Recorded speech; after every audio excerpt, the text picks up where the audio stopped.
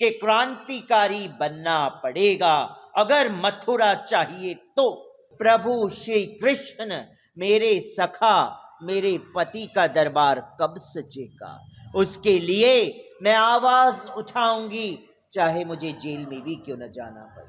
चुल्लू भर पानी में समाजवादी पार्टी और उनके लोग डूब मरे, अपने आप को कहते हैं कृष्ण के वंशज। अगर कृष्ण के वंशज मानते हो ना, तो आप मथुरा को सजा देते सबसे पहले।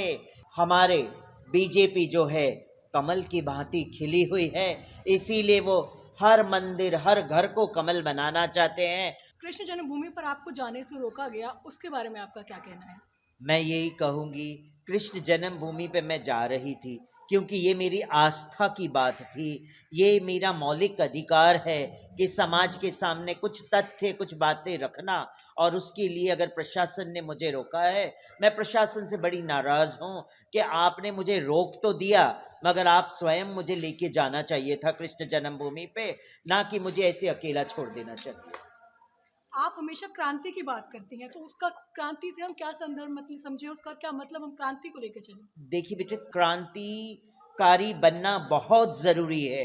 देखिए, अयोध्या हमें मिल गया, काशी हमें मिल गया, मूल अब मथुरा की बारी है, तो मथुरा के लिए हमें क्रांति करनी पड़ेगी, हमें आवाज उठाना पड़ेगा, और जब तक हम क्रांतिकारी नहीं बनेंगे तब तक मथुरा हमें वापस नहीं मिलेगा। और ये कल टीवी 9 भारतवर्ष में स्वयं जगत गुरु राम भद्राचार्य जी ने भी इसके ऊपर बात कही है कि क्रांतिकारी बनना पड़ेगा अगर मथुरा चाहिए तो। अयोध्या में रामलला आ गए हैं और ये देशवासियों के लिए कितने अभिमान की बात है। पूरे देश नहीं, पूरे विश्व भर के लिए अभिमान की बात है कि अयोध्या में प्रभु श्री राम लला की जन्मभूमि सज चुकी है, प्रभु राम प्रतिष्ठित हो चुके हैं, पुनः प्रतिष्ठित हो चुके। मैं प्राण प्रतिष्ठा नहीं कहूंगी, पुनः प्राण प्रतिष्ठा हुआ है, और आज प्रभु श्री राम लला अपने दरबार में विराज चुके हैं, और पूरा विश्व राममय हो गया है, गद गद हो गया है पूरा विश्व, और मुझे भी बड़ी खुशी है। मगर इसके साथ साथ मैं यही कहूंगी कि प्रभु राम लला का दरबार तो सज चुका है, मगर मेरा मथुरा, मेरे प्रभु श्री कृष्ण, मेरे सखा, मेरे पति का दरबार कब सजेगा, उसके लिए मैं आवाज उठाऊंगी, चाहे मुझे जेल में भी क्यों न जाना पड़े। प्रधानमंत्री नरेंद्र मोदी जी के प्रयासों पर आपकी क्या राय है?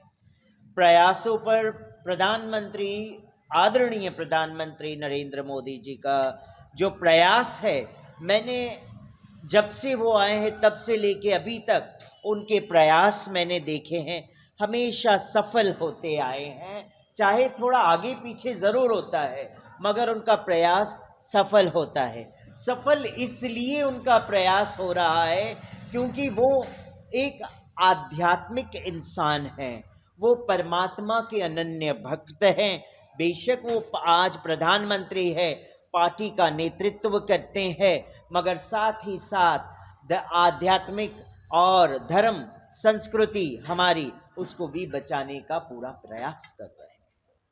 समाजवादी पार्टी के नेता हैं, वो खुद को कृष्ण के वंशज बताते हैं, तो क्यों नहीं वो कृष्ण भूमि के हक के लिए बोलते हैं? तो इस पर आपका क्या कहना है? मैं समाजवादी पार्टी, आपके चैनल के माध्यम से समाजवादी पार्टी को मैं यही कहूंगी कि आपका जब राज्य था, जब आपके परिवार मुख्यमंत्री थे, तब आपने क्यों नहीं प्रभु कृष्ण का और रामलला का दरबार नहीं सजाया?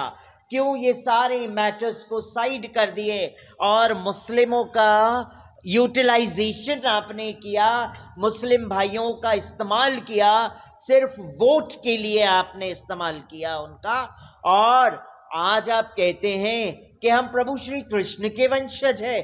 अरे लानत है आप पे, अपने आप को प्रभु श्री कृष्ण का वंशज कहते हुए। चुल्लू भर पानी में समाजवादी पार्टी और उनके लोग डूब मरे, अपने आप को कहते हैं कृष्ण के वंशज। अगर कृष्ण के वंशज मानते हो ना, तो आप मथुरा को सजा देते, सबसे पहले कृष्ण जन्मभूमि का निष्कर्ष निकालते, मूल कृष्ण जन्मभूमि समाज के सामने लाके खड़ा कर देते और सजा देते दरबार। जैसी लड़ाई अयोध्या के लिए लड़ी गई है, क्या वैसी ही लड़ाई काशी मथुरा के लिए भी जरूरी है? जैसी लड़ाई अयोध्या में लड़ी गई थी, वो समय अलग था, वो पार्टी अलग थी, वो लोग अलग थे, वो लोग स्वार्थी थे, क्योंकि उस वक्त प्रधानमंत्री जो थे कांग्रेस के थे। मैं गलत कह रही हूँ, सही कह रही हूँ कि नहीं? कांग्रेस के थे उस वक्त, और आज हमारे बीजेपी जो है कमल की भांति खिली हुई है, इसीलिए वो हर मंदिर हर घर को कमल बनाना चाहते हैं। और उस वक्त वो पार्टी जो थी, उन्होंने बच्चों का अपने कहते हैं ना वोट बैंक के लिए इस्तेमाल किया गया, और अयोध्या नगरी पे तो गोलियां चलवा दी गई। सरयू नदी तो लाल हो गई थी उस वक्त। आज सरयू नदी ऐसा लग रहा है कि जगमगा रही है, और वो उसके अंदर कुछ अलग ही दिव्य दृश्य दिखाई दे रहे हैं जो हमने सोचा नहीं। ओवैसी जैसे नेता पर आप क्या कहेंगी जिनका काशी मथुरा की मस्जिद को लेकर कोई लेना देना ही नहीं है, लेकिन अलाप वो यही गाते हैं? ओबीसी भी कैसे है, ओबीसी का भी मैं कह दूं, वो भी मुसलमान भाइयों को, जो उनकी नई जनरेशन्स की पीढ़ियों को उत्साह रहे हैं अपने स्वार्थ के लिए, अपनी ओबीसी पार्टी को चलाने के लिए मुसलमान भाइयों को उत्साह रहे हैं। ओबीसी का कोई नाता नहीं है, मुसलमान भाइयों का भी कोई नाता बाबर से नहीं है, और कोई नाता अपना औरंगजेब से नहीं है। आप लोग क्यों अपने आप को औरंगजेब का वंशज समझ रहे हो? आप लोग क्यों अपने आप को बाबर का वंशज समझ रहे हो? हम सब हिंदुस्तानी हैं, और जब आप मुस्लिम हिंदू हैं, हम गुजराती पंजाबी हिंदू हैं, सिख हिंदू हैं, तो मैं तो यही कहूँगी कि पूरा भारतवर्ष हिंदू राष्ट्र घोषित होने में हम और आप सबको कोई आपत्ति भी नहीं होनी चाहिए। मौजूदा सरकार से आपका मथुरा को लेकर क्या अपील है, आप उनसे क्या कहना चाहती हैं इस मुद्दे को लेकर? मैं इस मुद्दे को लेके मौजूदा सरकार से हाथ जोड़ के विनती करूंगी कि जिस तरह से अयोध्या नगरी सज गई, काशी सज गया, काशी के अवशेष भी बाहर आ गए हैं और पूरा पब्लिकली ओपन आउट हो चुका है, क्यों ना अभी मथुरा का कार्य करे। मथुरा के एएसआई सर्वे को रोक दिया गया।